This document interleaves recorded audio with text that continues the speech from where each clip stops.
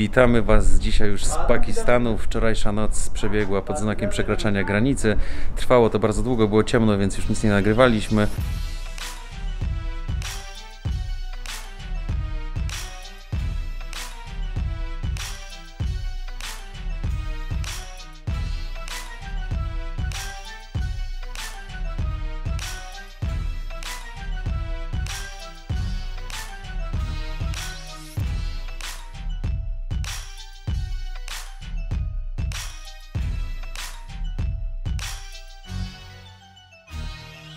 W Iranie trwało to wszystko bardzo długo. Jest 16:30, udało dopiąć się u swojego, jednak okazuje się, że można, tak jak wymyśliliśmy, czyli składa się online, się odbiera na granicy i właśnie nam przyszła informacja, że możemy wizę wydrukować, odebrać.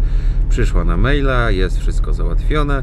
Aldona jest w budce, ja czekam w kolejce z tirami, bo nie ma innego przejazdu, żeby wjechać. Zaraz zobaczymy, ale jest szansa, że wjedziemy i że się udało, mimo długiego czekania. To jednak polska krew, napastowanie, że jak tak piszecie, to tak musi być, a nie jakieś wymyślanie. 3 słowa na temat przekraczania granicy Iran-Pakistan. Co najgorszego może stać się podróżnikowi? Granica! Tak, to jest nasze motto od dawna. Spędziliśmy tutaj Karnet cały dzień, już robi się zimno, karnet jest wypełniony i myślimy, że dobrze. I ten nasz host skontaktował nas z jakimś gościem, Daniel miał do niego WhatsAppa. Mi się wydaje, że to ten sam, którego pytałem na początku przed wjazdem na temat procedury i on jest tak jakby z drugiej strony kraju odpowiednikiem tego, który jest tu. W każdym razie ten gość w pewnym momencie napisał, że on nam zmieni tą wizę na taką jak trzeba, chociaż my uważaliśmy, że ona jest taka jak trzeba, tylko oni tutaj wszyscy uważali, że nie jest.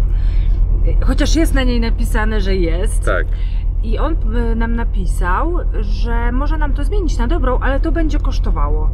I tak wtedy ja już tak poczułam tak wielką frustrację, już mi się tak przelało, że mówię Danielowi, w ogóle nie odpisuj mu albo napisz mu, że zapłaciliśmy za wizę i drugi raz nie będziemy płacić za wizę, bo to nie jest nasza wina. Hamid robi co w jego mocy. Może standard usług jest troszeczkę inny niż do tego, którego jesteście przyzwyczajeni. My byliśmy przyzwyczajeni, więc jak tu przyjeżdżacie, to trzeba uszanować, że oni dopiero z turystami startują, ale robią co w ich mocy, żeby turyście jak najbardziej pomóc, więc polecamy. W każdym razie zajmuje im to bardzo dużo czasu, no bo uważam, że... Ale pamiętasz, jak na Keszm ile jechaliśmy? Książeczka do Keszmu miała tyle stron. I teraz jak te strony rozkładał, to ja mu nagle w pewnym momencie patrzę się na niego, no nie rozłoży dzisiaj tych stron, pomogę mu i mu pomogłem rozkładać te strony, no bo no tak wygląda. Tak to wygląda, no oni mają też jeszcze taką barierę językową. Literową, tak. Literową, właśnie o to mi chodzi, że mają z drugiej strony i oni się w tym trochę gubią. Bo jeszcze tak w kwestii wyjaśnienia, bo my się podjaraliśmy, że w końcu jedziemy, ale chodziło o to, że Iran nas nie chciał wypuścić, bo jakby nas wypuścił, podbił nam karnet, to już byśmy byli poza Iranem i my byśmy oczywiście pojechali na stronę pakistańską i to załatwili, ale oni chcieli nam sprawdzić, czy to rzeczywiście działa tak jak ja mówię, bo nie byli tego ufni i dlatego cała procedura trwała tak, że ja tam chodziłem też na tą ziemię niczyją, z tym kierownikiem tej placówki pakistańskiej się spotykałem i oni ustalali, czy to rzeczywiście zadziała, tak żeby nam nie zużyć karty w karnecie, bo jakbyśmy pojechali do Pakistanu, na pakistańską stronę i okazałoby się, że nie wjedziemy, to cała procedura wbijania znowu wjazdu do Iranu dotyczyłaby także karnetu, a każda strona jest dosyć drogą stroną. Więc w sumie stąd to też wynikało. Ale tańszą niż wiza, bo gdyby to się przedłużyło i gdybyśmy tego nie załatwili, to byśmy musieli przedłużać wizę w Iranie, a tego nie chcemy. W Pakistanie naprawdę dużo sprawniej to szło. Były osoby, które rozmawiały po angielsku, nami się zajmowały, prowadziły nas za rękę od budynku do budynku, gdzie my mamy pójść. Tysiące zdjęć. Dokumenty były po angielsku, trzeba było tylko wypełnić. To tak, ale szło. podchodzą randomowi ludzie, mówią stań, robią ci zdjęcie. Tak, podejrzewamy, że to jacyś agenci ich służb, ale to tylko w domysłach. Potem, jak już przekroczyliśmy granicę, niestety nie udało nam się zobaczyć momentu, kiedy zmienia się ruch, bo taką możliwość mieliśmy tylko jak podróżowaliśmy do Anglii, ale tam z promu się już zjeżdża na właściwy, albo czy tam z pociągu zjeżdża się na właściwą stronę, tak jak jeżdżą Anglicy, a tutaj nie widzieliśmy, jak oni miksują te pasy, bo wszyscy nas przeprowadzali, nie jechaliśmy tym samym ciągiem, co wszyscy, tylko jechaliśmy specjalną trasą dla kampermaniaków, wiedzieli, że przyjedziemy. No oczywiście to jest żart. Prowadzili nas rzeczywiście za rękę. Nie ma tu nic strasznego, ale teraz jesteśmy w takim regionie, gdzie śpimy na posterunku policji. Niedaleko granicy, nie możemy na razie sami podróżować. Czekamy na eskortę, które odbywają się w zimie co drugi dzień. Co drugi dzień, dlatego niestety cały dzisiaj dzień siedzimy tutaj. Byliśmy oczywiście na bazarze, można wychodzić na zakupy, ale z obstawą. Z karabinami. Przez cały czas mamy ochronę, tak jak widać, poważną, z dużą bronią i czujemy się bezpiecznie. Mimo tego, że wygląda to źle, to tak naprawdę jest wszystko ok. Thank you. Thank you very much. Nowe doświadczenie dla nas. Jutro będziemy sprawdzać, jak jest eskorta. Troszeczkę się czujemy jak na kempingu, bo mamy elektryczność, tylko że teraz ona nie działa już przez pół dnia. Mamy wszystkie możliwości zrobienia serwisu. Znają tą sytuację, dlaczego tak jest. To wynika sprzed 2 lat. Była sytuacja, gdzie turyści powiedzieli, że nie potrzebujemy żadnego wojska i pojechali sami i zostali porwani przez Afgańczyków, dlatego teraz dla pewności do największego miasta, które jest po drodze, dostaniemy tą eskortę i na razie żyjemy w zamknięciu. Poznajcie pakistańskiego youtubera, Yaya. Ma swój kanał. You are a YouTuber, yeah? Yes. In Pakistan. Yes. And he show a lifestyle or Pakistan.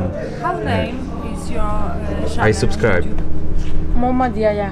Muhammad Yaya? Official, yeah. Official. Putniemy to teraz na ekranie, tutaj będzie wam się wyświetlało i Jaja prosi was o to, żeby kilku subskrybentów od nas przeszło do niego, żeby miał więcej nowych. Będzie ta eskorta trwała aż 2 dni, będziemy tam jechać, będziemy z nimi przez ten czas, dlatego że właśnie tutaj nic nie ma, dlatego że jest blisko granica z Afganistanem, a w tej chwili jest to tutaj najbardziej niebezpieczne państwo i oprócz porwań potrafią też robić jakieś napady i ogólnie jest niebezpiecznie. O tym słyszeliśmy, nie doświadczyliśmy, na razie czas sobie umilamy wspólną wymianą doświadczeń, my robimy herbatę, oni nam dają swoje jedzenie, które jest dla Aldony przynajmniej bardzo ostre i jest spoko. Nie, jest po prostu pikantne. Wszystko jest pikantne, jeszcze nie jest tak ostre, tak jak spodziewamy się, że w Indiach może być, ale już są takie naleciałości właśnie indyjskie. Trochę, to wam jeszcze pokażemy. Trochę jest podobieństw irańskich, ale jest to zupełnie inne państwo niż wszystkie. Bo teraz już wieczorem się zaasymilowaliśmy, możemy nagrać coś normalnie, nie możemy pokazywać żadnych policjantów, twarzy i tak dalej. Jedynie miejsce, gdzie stoimy.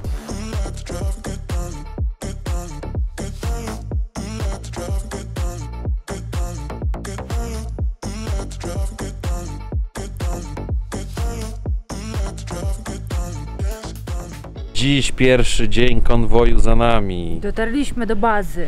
Nie czuliśmy się w żaden sposób zagrożeni. Wydaje nam się, że to po prostu proforma, bo całość drogi to jest pustynia. No i ciężko kontrolować teren, który jest nieprzyjazny człowiekowi, tym bardziej jeśli tam jest dość duży przemyt, bo to widać, że jeżdżą i w ogóle sobie nie robią z tym problemu. Ale początkowo z 2 ciężarówek, które miały nas eskortować, została jedna, pewnie ta druga nie odpaliła, nie udało się odpalić. Inaczej sobie to wyobrażaliśmy. Ja myślałam, że będziemy z jedną ekipą jechać do samego celu, a pierwszego dnia zmieniała się ta ekipa razy 4. Wszędzie piliśmy herbatę. Tak, z czego raz jechał z nami w środku z karabinem. Teraz się zmieniła ekipa, jeden jedzie z nami, ja jadę z tyłu. A gdzie jest ten drugi? Ten drugi nie jedzie, mamy tylko 45 km jedziemy. Aha. Ja tam nie będę się mądrzył na temat broni, bo aż tak dużo do czynienia z bronią nie miałem, no ale jechanie z kałachem skierowanym w ten sposób lufą, to sobie myślę, kurde, jak my posprzątamy groszka, jak na jakimś wartepie wypali. I nie wiem, czy ona była po prostu na pokaz, czy była nienabita, czy niedziałająca, po prostu nosi ją, żeby siać strach, ale tak właśnie jechał na przednim siedzeniu, więc by było bardzo dużo sprzątania. I co jest męczące, każdy posterunek od nowa, paszport, wizy, wszystko. Wpisywanie wszystkiego na karteczce, podpisy, po kilka razy, każdy inaczej miał. Tak. Jakieś procedury mają. Daniela boli ręka, bo on jako kierowca musiał wypisywać. I dojechaliśmy do celu dzisiejszego spania, czyli w połowie drogi do miejscowości Quetta. Jesteśmy w miejscowości, wyświetla się właśnie na ekranie i nie zmieściliśmy się, bo pierwsza brama jest dosyć duża, ale druga jest mała i groszek stoi na zewnątrz. Powiedzieli, że jest bezpiecznie i tak nam się wydaje. Na razie, tak jak mówię, czujesz się zagrożona? No co się śmieszysz? Czujesz się zagrożona? Ja byłam przekonana, że ten konwój będzie miał, że będzie z przodu samochód, z tyłu, my będziemy w środku. Był jeden. W pewnym momencie nie było żadnego samochodu, tylko jeden gość siedział z nami. Ale miał broń, jakby co to wypaliłby w siebie i by zrobił taki szok, ja im ufam, no oni znają ten teren. Tutaj to nie jest tak, że strzelają Afgańczycy do ludzi z drogi, bo nie mają w tym żadnego celu, więc nie o to chodzi. Chodzi o porwania, pieniądze, o kupy i tak dalej, ewentualnie jakieś rabunki. I o to tylko chodziło, żeby ktoś tam był z bronią, żeby ich odstraszyć. To się może zdarzyć, ale tak jak mówię, ja przynajmniej czuję się bezpiecznie. Okazuje się, że imię Daniel to jest bardzo popularne tutaj, dużo coś dla nich znaczy, też w muzeumanizmie, no ale one nie zwracają raczej uwagi. No właśnie, bardzo na mnie zwracają uwagę. Znaczy w sensie, że na twoje imię. Bardzo na mnie zwracają uwagę, bo przejechaliśmy tyle kilometrów. Patrzą się. Kawałek Pakistanu i nie wiem, czy widzieliśmy dwie kobiety. No, to jest One fakt. w ogóle tutaj, przynajmniej w tej części Pakistanu, nie funkcjonują w ogóle w życiu społecznym. Nie ma ich w sklepach, nie pracują w żadnych usługach, w ogóle wydaje mi się, że nie pracują. I mężczyźni załatwiają wszystkie zakupy, wszystko, a one są tylko w domu. Teraz to ma się zmienić. Może się zmienić. Jak dojedziemy do jakiegoś większego miasta, bo z tego, co czytaliśmy, to nie jest tak wszędzie, ale na razie tutaj tak jest. I ja jestem takim ewenementem, oni się patrzą, sprawdzają, czy na pewno jestem kobietą. Hop chodzi z kobietą i żyje z nią na co dzień, wszędzie, w sensie, że... Tak, że para w ogóle podróżuje, że jak to można z babą podróżować. Tutaj jest tak samo, tak jak na wschodzie Turcji, że faceci chodzą za rękę, chodzą razem, przytulają się, witają, a z babą się nie chodzi. Nigdzie. I nie powinienem tego mówić, widać tylko chłopów i kozy.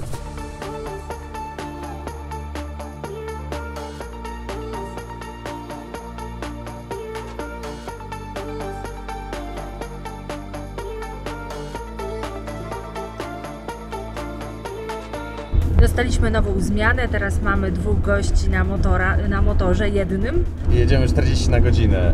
Drugi dzień ogólnie jest bardziej męczący, bo raz, że droga była tak kiepskiej jakości przez góry, że można koła było stracić, do tego jeszcze omijanie z drugiej strony samochodów. W ogóle męczysz nas ta eskorta, bo... Ten gość, co teraz na szczęście już go nie ma, strasznie kaleczył. I tak ciężko się za kimś jedzie. Tym bardziej jak ktoś nie umie jechać i to są takie podstawowe rzeczy, nie wiem, wchodzenie w zakręt i tak dalej, ciężko. I prowadzimy troszeczkę tak we dwoje, bo nie mamy dodatkowego lusterka i wyglądamy, i ciężko jest tak, jak wyprzedzamy, to Aldona musi teraz wyglądać. I jest to ogólnie męczące, jak to życie na pustyni.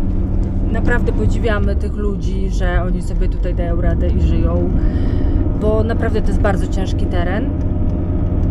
No a cóż, jeżeli chodzi o drogę, w takich warunkach, kiedy w dzień jest 20 stopni w zimie, to co mówić, w lecie, a w nocy jest taki spadek temperatury, te drogi wyglądają tak, jak wyglądają i zapewne dlatego oni nie nadążają ich reperować.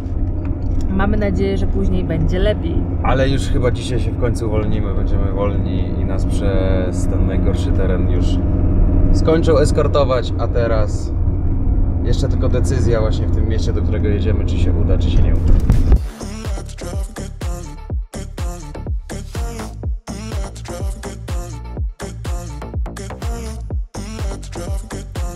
Znowu zmiana warty, ja teraz siedzę z tyłu. Oczywiście policja się tym nie przejmuje, że nasz kamper jest przystosowany już tylko dla 2 osób, bo od kiedy zrobiliśmy remont, wywaliliśmy te tylnie siedzenia i z tyłu nie mamy pasów. I pytanie o bezpieczeństwo.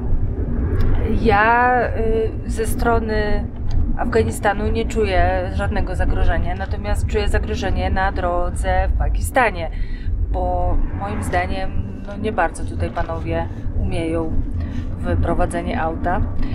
Poza tym jedzie z nami policjant, następny, kolejny. No i co ja będę mówić mu, jak ma trzymać broń? Moim zdaniem trzyma się w dół. I tak patrzymy się tylko z Danielem, co on z tą bronią robi, jak sobie przekłada. I tak, teraz czuję zagrożenie. Jeszcze jesteśmy na takim mega odcinku górskim z wieloma zakrętami. No i jest tak niebezpiecznie. A na tych drogach to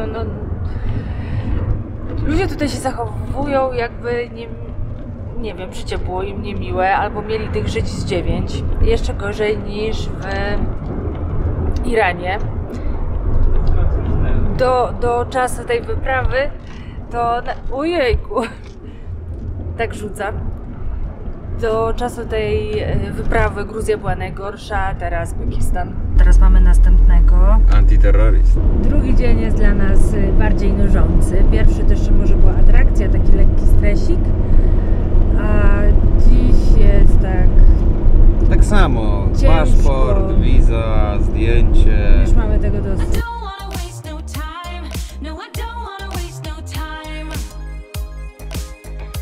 Z jednej strony jesteśmy oczywiście wdzięczni rządowi Pakistanu, że Jest to za darmo, bo... że jest za darmo, że tak nas chronią i rzeczywiście lepiej dmuchać na zimne. A z drugiej strony no jest to bardzo męczące, bo teren jest męczący. 350 km, już teraz 6,5 godziny mija przez te wszystkie zatrzymywania. Oczywiście oni są bardzo mili, gościnni, to nie tak, że my narzekamy na nich, tylko to jest taki sposób podróżowania, którego jeszcze chyba nie doświadczyliśmy. Bramka. Ale tak, po pierwsze jest... Właśnie, teraz przez tory jakieś przejeżdżamy. Jeszcze żadnego pociągu nie widzieliśmy, ale przejechaliśmy już tyle razy przez tory, że hej. I stan dróg jest fatalny. W tej części już od Dambandin do Quetty jest już masakra, jeśli chodzi o drogę. Ten drugi dzień jest dużo gorszy, jest dużo gorsza droga. Są takie dziury, wyrwy, no i oczywiście pakistańscy kierowcy jeżdżą tak jak jeżdżą, czyli tak jakby, nie wiem, po prostu prawo jazdy tutaj dostawali, nie wiem, gratis. Musimy kończyć. Osiągają jakiś wiek. To następny checkpoint. O, następny checkpoint.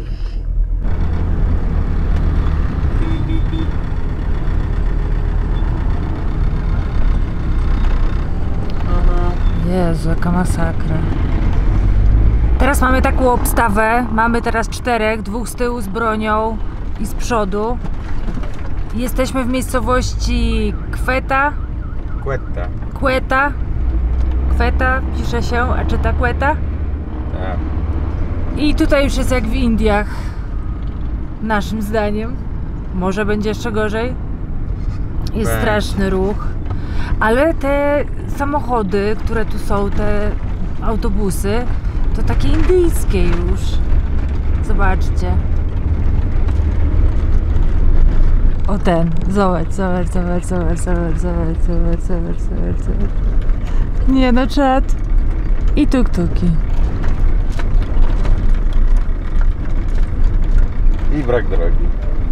I brak drogi. Co tu się dzieje? No szok. O, jakie autobus. Nasza obstawa teraz jest na motorach. I miało być tylko dotąd. Miała być obstawa, a jest dalej. Także podejrzewamy, że coś tu jest na rzeczy. I boimy się, że będą nas eskortować do samego Islamabadu. Kolejny dzień bycia więźniem, bo już się zaczynamy tak czuć. Wczoraj eskorta. Jeszcze mamy kozę. Ona mi wyśliniła rękę teraz. Fujka. Dzisiaj nasz 5-gwiazdkowy kemping w zamkniętej strefie Przewiduje policyjnej. takie atrakcje, zobacz co ona robi. Mamy kozy, w końcu mamy takie oswojone. Damy im trochę naszego pieczonego chleba, który robimy. Zobaczymy, czy by to jadły. Chcesz? Daj jej. Masz. Ona chce się przytulać. Ej, chcesz chleb? Dobry chlebek? Daniel upiekł? Żytni chleb, pewnie takiego chleba to jeszcze nie jadła. Wcina, aż jej się uszy trzęsą. Zobaczcie, jakie ma uszy. Jak kłapouchy. No niestety, nasz kemping trochę nie ma takich luksusów bardzo, bo stoimy jak na wysypisku, się trochę czujemy. Ale kozy mają przynajmniej co tam grzebać, jeść. No nie da nam nagrać nic, ta koza już się z nami zziomkowała. O, gryzie, teraz mnie gryzie. Dobra, już starczy. Uciekaj. A z mordy też się nie śmierdzi. Ja myślałem, że kozy bardziej śmierdzą.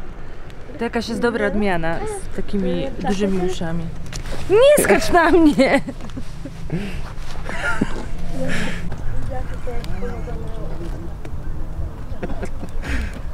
Gorzej jak ją odsunę, potem mnie ale Ania silna jest, powiem ci. Dobra, koniec. Koniec.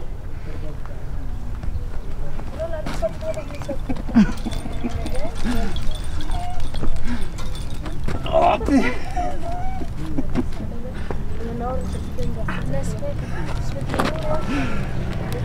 No patrz, będziemy pchała teraz.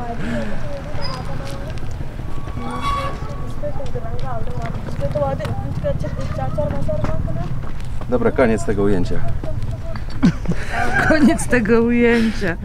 Ja się chcę ich pozbyć, ona mnie pcha już.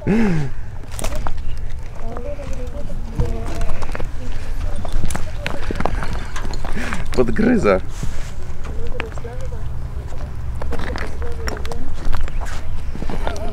Widziałeś jak ten?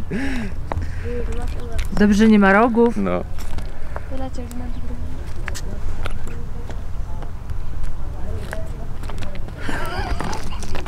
Wracając do naszego dramatu, którym jest więziennictwo, bo czujemy się już jak więźniowie.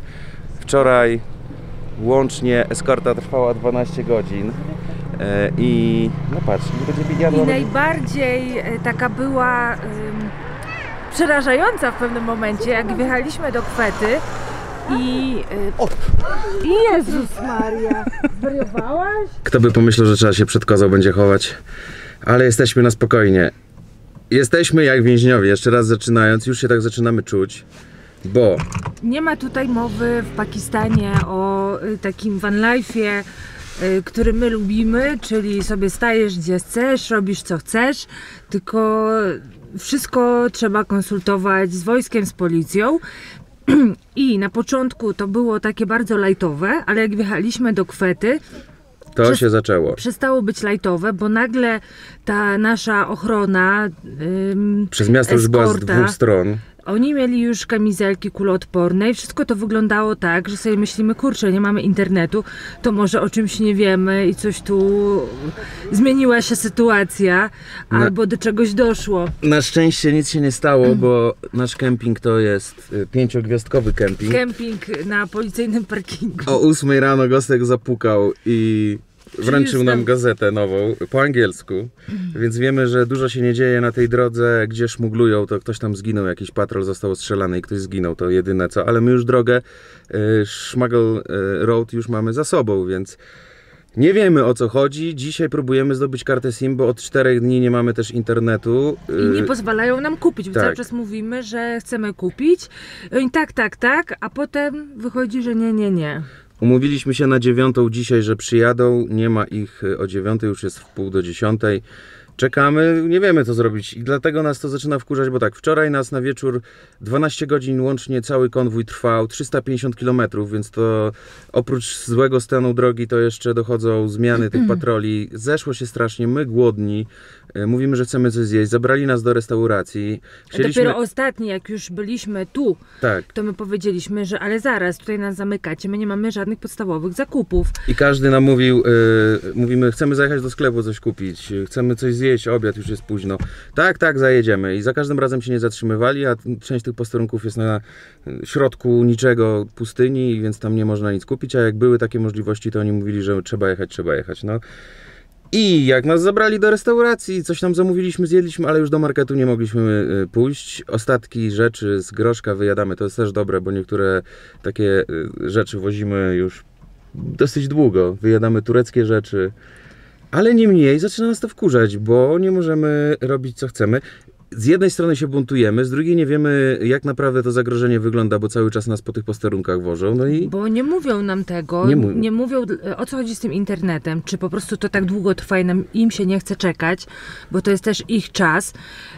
Oni to robią jakoś tam dodatkowo za darmo, to nie jest tak, że codziennie przyjeżdżają turyści z innych krajów. Ja też mam wrażenie, że oni nie do końca wszystko rozumieją po angielsku i ten ich angielski jest taki, że mają wyuczone jakieś zwroty, A jak się zada im inne pytanie spoza tego, co się uczyli, mimo tego, że to są jakieś podstawowe słowa, to oni tak jakby przytakują, że rozumieją, a potem mam wrażenie, że rozmawiam z kimś, kto w ogóle nie wie, o czym ja mówię do niego. Dokładnie.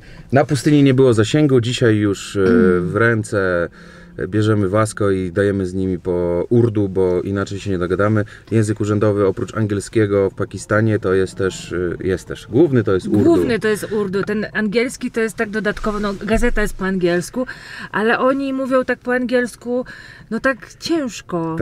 Tak jak my, podejrzewam. No bez przesady. Jakbyśmy z Anglikiem rozmawiali. Nie, no bez przesady, no. Oni nie rozumieją takich podstawowych rzeczy. Tak. Możemy porozmawiać przez translator.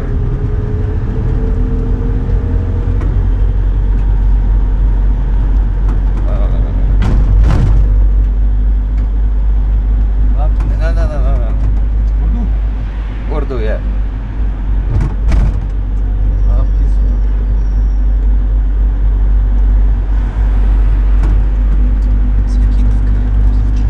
Poland.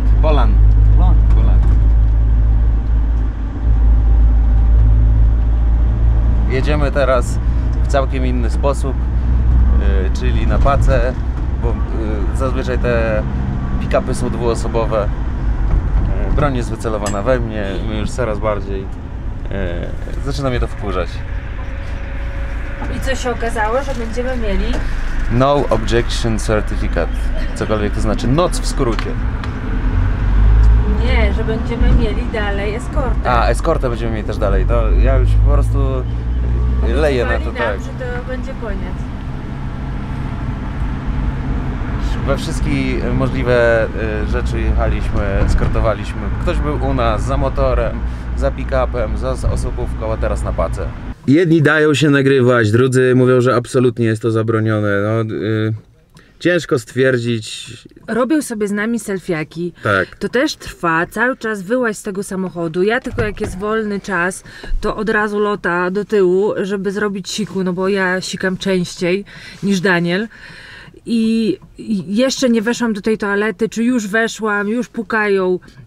Patrzę, co się dzieje, że już może jedziemy, już się tam zmienili, a oni chcą zdjęcie. I tak w koło ci, Macieju, cały czas zdjęcie. A propos sikania, to potwierdzimy, jak już to zbadamy, bo wydaje mi się, że wczoraj kilka razy sikając na stojąco, oni się ze mnie śmiali, bo oni sikają na kucąco, to wynika z ich stroju, ale jak to zweryfikuję, to dopiero wam potwierdzimy, bo wydaje nam się, że sposób sikania jest dosyć specyficzny przez to, że mają takie długie koszule i spodnie bawełniane.